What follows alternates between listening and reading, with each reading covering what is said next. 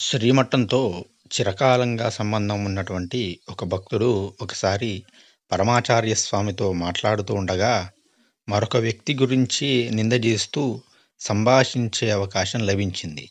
ఆ వ్యక్తి పరమ కర్కోటకుడు అని అన్నాడు. ఒక నిమిషం తర్వాత స్వామివారు, "అతను మంచివాడు అని అంటున్నావా?" అని అడిగారు. స్వామివారి మాటలు ఆ భక్తునికి అర్థం కాలేదు. అతన్ని నేను భయంకరమైనటువంటి విషం కలిగిన కర్కోటకుడు అని అన్నాను. "నీకు ప్రాతస్మరణ శ్లోకం తెలుసా?" అని అడిగారు స్వామివారు. "ఆ, తెలుసు స్వామి. కర్కోటకస్య నాగస్య దమయంత్యా నలస్య చ ఋతుపర్ణస్య రాజర్షే కీర్తనం కలినాశనం" అన్నాడు. అంటే కర్కోటకుడు, నాగుడు, దమయంతి, నల, ఋతుపర్ణుడు వీరిని తలచినంత మాత్రం చేతనే సకల పాపాలు పోతాయి. వారందరూ అంతటి పుణ్యవంతులు అని గదా శ్లోకం యొక్క అర్థము.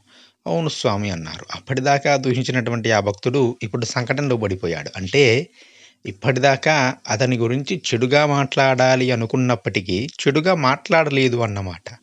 నువ్వే అతడు మంచివాడు అని చెబుతున్నావు. అవును కదా! పరమాచార్య స్వామి వారి దృష్టిలో అందరూ మంచివారే.